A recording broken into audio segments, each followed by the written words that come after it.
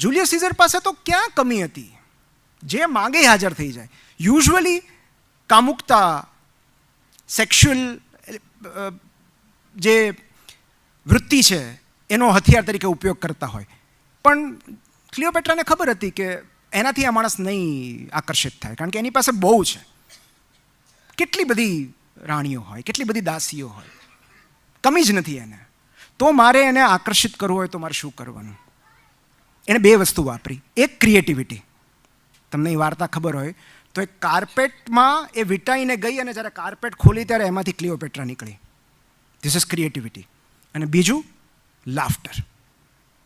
ક્લિયોપેટ્રા એક સીધો સાદો સંકલ્પ કર્યો કે જ્યાં સુધી જુલિયસ સીઝર મારી સાથે હોય, જેટલો સમય એટલો સમય એના ચહેરા પર હાસ્ય હોવું જોઈએ. He should be laughing, that's it. કોઈ ફરિયાદ નહીં, કોઈ કકળાટ નહીં, કોઈ ઉપદેશ નહીં, માત્ર હ્યુમર. અને પછી આપણને ખબર છે એ બેના લગ્ન થયા અને સિઝેરિયન આવ્યો અને એના પરથી નામ પડ્યું. તો આજની તારીખે જો તમારે કોઈને વશમાં લેવા હોય તો best weapon is sense of humour. અને જો રમૂજ નહીં ઉગારે, સપોઝ કે રમૂજ નથી તમારી પાસે, તો વાર્તા તો ઉગારશે જ. જેમણે કહ્યું ને, એક નાનો એવો પ્રસંગ કહું છું કે ગીજુભાઈએ, તમે દિવા સ્વપ્ન વાંચ્યું હોય કે નહીં, દરેકે વાંચવું જોઈએ આઈડિયલી. આ આપણી જવાબદારી છે, આપણી ફરજ છે ગીજુભાઈના પુસ્તકો વાંચવા. જ્યારે આપણે, કારણ કે કેવું છે કે ડ્રાઇવિંગ લાઇસન્સ વગર તમે વાહન ચલાવી નથી શકતા, પણ પેરેન્ટલ લાઇસન્સ વગર બાળકો ઉછેરી શકો છો. આ કમનસીબી છે. તો આ જે પુસ્તકો છે એ પેરેન્ટિંગ લાઇસન્સ આપે છે. તો દિવા સ્વપ્નમાં જ્યારે પહેલાં જ પ્રકરણમાં એમણે લખ્યું છે કે એમને એક નવો વર્ગ સોંપવામાં આવ્યો હતો અને ગીજુભાઈને એવું હતું કે હું એમને વશમાં કરી લઈશ બાળકોને. અને એમણે ઓમ બોલાવ્યા અને શાંતિ રાખો અને બધા હૂટ આઉટ કર્યું ને હુરિયો બોલાવ્યો અને 5 જ મિનિટમાં ગીજુભાઈએ ક્લાસમાંથી નીકળી જવું પડ્યું. એમણે રજા આપી દેવી પડી કે ભાઈ તમને રજા. અને બીજે દિવસે સવારે એમણે આખી રાત વિચાર કર્યો કે આમને કઈ રીતે વશમાં રાખવા આ તોફાની બાળકોને, જેને સમજવું જ નથી, સાંભળવું જ નથી. અને બીજે દિવસે સવારે એમણે ક્લાસમાં આવી અને વાર્તા કહેવાની શરૂઆત કરી. રોજ વાર્તા આગળ વધતી જાય અને 4-5 દિવસ પછી વિદ્યાર્થીઓ એવું કહેવા લાગ્યા કે હવે સાંજ પડે તો અમારે અહીંથી નથી જવું, તમે વાર્તા પૂરી કરો. એટલે ગીજુભાઈ એવું લખ્યું છે કે એ કોઈ પણ ઉંમરનું હોય, બાળકોને વશમાં લેવા માટે વાર્તા એક અદ્ભુત જાદુ છે. એ વાત 101% સાચી છે. અને માત્ર નાના જ નહીં, મોટા બાળકોને પણ વાર્તા દ્વારા જ વશમાં કરવા પડે છે. એટલે જ મેં શરૂઆત વાર્તાથી કરેલી. તું શું વિચારે છે, તારે શું કરવું છે, તો સલાહ આપવાને બદલે એમની સ્વતંત્રતાને બળ આપવું જરૂરી છે. એન્કરેજ ઓટોનોમી કે બેટા વોટ્સ યોર પ્લાન. એક આજ્ઞાંકિત બાળક ઉછેરવા કરતાં એક વિચારશીલ નાગરિક ઉછેરવું વધારે જરૂરી છે. અને active listening is your super power, believe me. જો મા બાપનો અવાજ બંધ થઈ જાય ને, એમની વાણી ચાલી જાય ને, તો મોટા ભાગના બાળકો એમના માતા પિતાના ફેન બની જાય, આજીવન ચાહક બની જાય.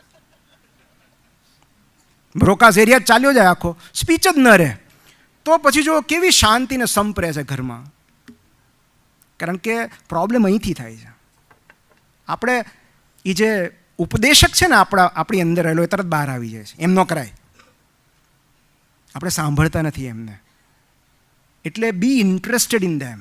અને ડેલ કાર્નેગીએ એવું લખ્યું છે કે તમે પોતાની જાતમાં ઇન્ટરેસ્ટ જગાવવાનો પ્રયત્ન કરશો ને તો 2 વર્ષમાં પણ મિત્રો નહીં બનાવી શકો. તમે એમનામાં ઇન્ટરેસ્ટ દાખવશો ને તો 2 જ મહિનામાં ઘણા બધા મિત્રો બની જશે તમારા. તો 5 લવ લેંગ્વેજ છે અને આ સાર્વત્રિક છે, યુનિવર્સલ છે કે પ્રેમ 5 રીતે દર્શાવી શકાય. એ જીવનસાથી પ્રત્યેનો હોય કે ટીનેજ સંતાનો પ્રત્યેનો હોય. કારણ કે બાળકની મોટાભાગની ગેરવર્તણૂક પ્રેમના અભાવથી સર્જાય છે.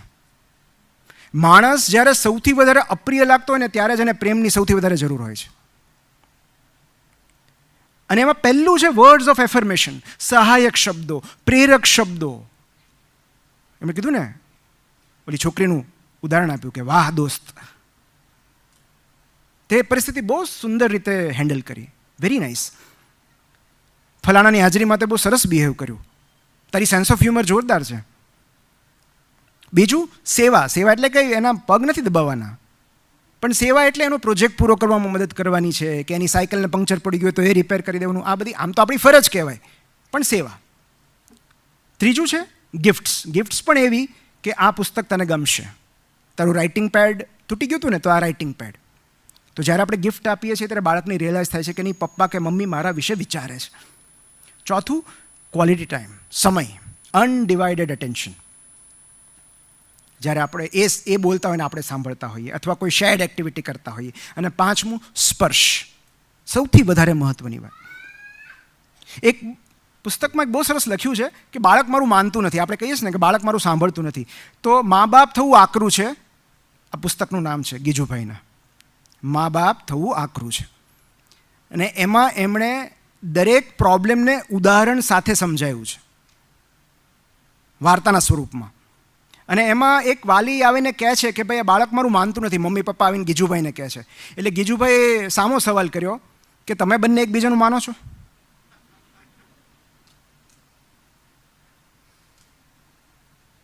તો બાળક આપણું એટલા માટે નથી માનતું કારણ કે ઘરના સભ્યો એકબીજાનું નથી માનતા. અને હું તો કહું, શું કામ માને? બાળકે એવું કયું પાપ કર્યું છે કે આપણી વાત માનવી પડે? આપણે એમના કરતાં આ પૃથ્વી પર અમુક વર્ષો પહેલાં આવી ગયા, એ સિવાય આપણી કોઈ લાયકાત ખરી? અને એમણે કહ્યું ને ન્યુરો પેરેન્ટિંગ, કે ટીનેજ બાળક કેમ નથી સાંભળતું, એનું કારણ એના બ્રેઇન ડેવલપમેન્ટમાં હોય છે. એક બહુ સરસ પુસ્તક છે ટીનેજ બ્રેઇન, જે એક માતાએ લખ્યું છે, જે 2 બાળકોની માતા છે, પણ એ સાધારણ માતા નથી, ન્યુરોફિઝિશિયન છે, ન્યુરો સાયન્ટિસ્ટ છે. એટલે કોઈ પણ માતા લખે ને તો પહેલાં તો એ આવું જ લખે, ફરિયાદ જ કરે કે માનતું નથી. પણ કેમ નથી માનતું એનો જવાબ એમણે આમાં આપ્યો છે કે ટીનેજ બ્રેઇન છે ને એ ડેવલપિંગ બ્રેઇન છે, એમાં પ્રી ફ્રોન્ટલ કોર્ટેક્સ હજી બન્યું નથી હોતું. અને એમનું એમિગડેલા જ એક્ટિવ હોય છે. પ્રી ફ્રોન્ટલ કોર્ટેક્સ એટલે કે જેમાં લોજિક હોય, રિઝનિંગ હોય, ઇમ્પલ્સ કંટ્રોલ હોય, એમ્પથી હોય, એ નથી ડેવલપ થયું. એટલે આપણને એમ થાય કે કેમ આ 2 જ રોટલી પડી છે, જોવે છે કે હજી 2 જણ બાકી છે, કેમ બધું ખાઈ ગયો? અને બીજાનો વિચાર નથી આવતો? આટલું બધું બોલે છે, હર્ટ કરે છે, અને ખબર નથી પડતી. There is no empathy, zero empathy. તમને એમ થાય કે ટીનેજ સંતાન એટલું બધું રૂડ કેમ થઈ ગયું? એનું રીઝન આ છે, કારણ કે એમનામાં એમ્પથી હજી વિકસી નથી હોતી. એ આપણને જોઈને શીખતું હોય છે. અને એમનામાં શું એક્ટિવ હોય છે? Emotional brain, amygdala, limbic system, flight or fight reaction. એટલે તમે જેવું કંઈક કહેશો ને, કાં તો તમારી ઝઘડો કરશે, કાં તો ઘર છોડીને નીકળી જશે. ફાઇટ ઓર ફ્લાઇટ. એ ઇમોશનથી જ વિચારે છે. મમ્મી શું કરશે, પપ્પા શું કરશે, હજી એમ્પથી વિકસી નથી હોતી, એટલે સમજી નથી શકતું. એમનું બ્રેઇન ડોપામિન જંકે છે, રિસ્ક અને રિવોર્ડ. એમને રિસ્ક લેવું છે એટલે ફૂલ સ્પીડે કાર ચલાવે છે, બાઇક ચલાવે છે. એમને રિવોર્ડ જોઈએ છે તાત્કાલિક. અને એમનું ઇમોશનલ રેગ્યુલેશન હજી ડેવલપ થતું હોય છે. અને મિડ-20s સુધી ડેવલપ થાય છે. કેટલાકનું તો 40 નથી થતું હોતું.